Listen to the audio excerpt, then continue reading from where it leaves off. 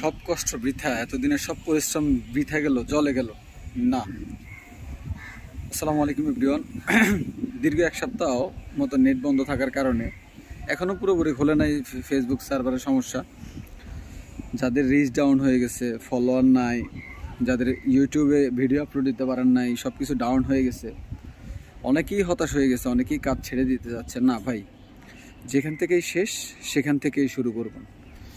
যারা ফ্রিল্যান্সিং করে, যারা আমরা ভিডিও মেক করি বা ফ্রিল্যান্সিং করে, তাদের অনন্য ক্ষতি হয়ে গেছে এই নেট বন্ধ থাকার কারণে। এটা আসলে এই ক্ষতি পুষিয়ে নেওয়ার মতো না। অনেকের ওয়াচ টাইম চলে গেছে, অনেকের মনিটাইজেশন বাতিল হয়ে গেছে, অনেক ধরনের অনেক সমস্যা হয়েছে। অনেকে তো হতাশ হয়ে কাজে ছেড়ে দিয়েছে যে আমি আর কাজই করব না।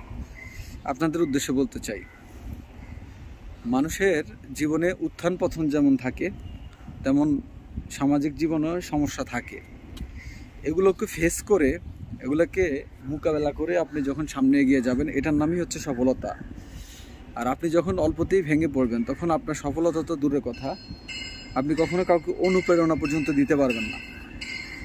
দেখুন, আমি ভিডিও মেক করি সবসময় আপনাদের উদ্দেশ্যে কিছু কথা বলার জন্য চেষ্টা করি। আমার ইউটিউব চ্যানেল আছে, ফেসবুক আছে, পেজ আছে, আমি কাজ করতেছি। আমি গত এক সপ্তাহের মতো কাজ করতে পারিনি, দেশের পরিস্থিতির কারণে এবং নেটের কারণে। যাই হোক, তো সেক্ষেত্রে আমারও কিন্তু সব কিছু ডাউন হয়ে গেছে। হ্যাঁ, এখন কোনো রকম ভিপিএন দিয়ে ফেসবুক চালাচ্ছি, আবার কাজ শুরু করতেছি আলহামদুলিল্লাহ। আমার কথা হচ্ছে, আপনারা আগে যদি 3টা ভিডিও ছাড়তেন, এখন 6টা ভিডিও ছাড়বেন আগামী এক সপ্তাহ। আপনার যেই ক্ষতিটা হয়েছে সেটা যেন পুষিয়ে আসে। আর আপনাকে সর্বোত্তম সেটা হচ্ছে আপনার মনোবলটাকে শক্ত রাখতে হবে। মনোবলটা হচ্ছে সবচেয়ে বড় বিষয়। যে কোনো কাজে, পৃথিবীর যে কোনো কাজে আপনি যখন অগ্রসর হবেন, তখন আপনাকে মনোবলটা ঠিক রাখতে হবে। মনোবল যদি আপনার ঠিক না থাকে, তাহলে আপনি কোনো কাজেই সফল হতে পারবেন না। তো আমার যারা সম্মানিত ফেসবুক পেজ চালান ভাই ও বোনেরা আছেন বিভিন্ন দেশের, বিশেষ করে বাংলাদেশিদের ক্ষতি হয়েছে, যেহেতু বাংলাদেশিদের নেট বন্ধ ছিল। আমার ভাই বোনদেরকে আমি বলবো, দেখেন, আপনারা কাজ আরও বেশি করে শুরু করে দেন। এখন শেষ থেকে শুরুটাও সুন্দর হয়। আপনি যখন রাস্তা দিয়ে হাঁটবেন, যদি হোঁচট যদি না খান, তাহলে আপনার পথটা আসলে আপনি ভাববেন সহজ, কিন্তু আপনার পথটা সহজ না। আপনি একটা সময় গিয়ে থেমে যাবেন। যখনই আপনি হোঁচট খাবেন, তখনই আপনি সেখান থেকে উঠে দাঁড়ানোটাই হচ্ছে প্রকৃতপক্ষে সফলতা। আমার কথাগুলো আজকে আপনারা সময় নষ্ট করে হলেও শুনতে হবে।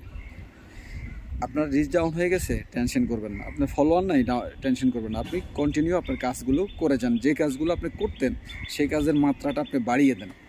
বাড়িয়ে দেওয়ার ফলে দেখবেন যে আপনার সফলতা খুব দ্রুত চলে আসবে। কারণ ফেসবুকও জানে যে কী কারণে কী সমস্যা হয়েছে আমাদের। তো সেক্ষেত্রে আশা করি যে এই ক্ষতিটা পুষিয়ে নেওয়া সম্ভব হবে ইনশাআল্লাহ। আর কেউ হতাশ হবেন না, হতাশ হয়ে কেউ কাজ ছাড়ার চিন্তা করবেন না। কারণ হচ্ছে, দেখা গেল যে আপনি মাটি খুঁড়তে আপনি হীরা খুঁজতেছেন, আপনি আর একটু মাটি খুঁড়লে আপনি হীরাটা পেয়ে যাচ্ছেন, কিন্তু আপনি ওইখানে গিয়ে কাজটা থামিয়ে দিচ্ছেন। তাহলে কি হলো? আপনার সব কষ্ট বৃথা গেল। একইভাবে আপনি এখন কাজ করতে এমন একটা পর্যায়ে চলে আসছেন, আপনি যদি এখন কাজ বন্ধ করে দেন, কিন্তু আপনি আরেকটু কাজ করলে আপনার সফলতা চলে আসে। সুতরাং আজ নতুন করে যারা কাজ করতে চান, তাদেরকে স্বাগতম, আপনারাও আসেন। সবাই মিলেমিশে আমরা সুন্দর একটা কমিউনিটি আবার তৈরি করবো ইনশাল্লাহ। আর এটা কোনো ব্যাপার না, ইনশাল্লাহ সব ঠিকঠাক হয়ে যাবে। শুধু একটু পরিশ্রম করতে হবে, নিজেদেরকে একটু পরিশ্রম করতে হবে, পরিশ্রমের মাত্রাটা একটু বাড়িয়ে দিতে হবে। আশা করছি যদি আপনারা কন্টিনিউ করতে থাকেন, মনোবল শক্ত রাখেন, তাহলে ইনশাল্লাহ সফলতা আসবেই, ইনশাল্লাহ আসবে। সবাই সবার জন্য দোয়া করবেন।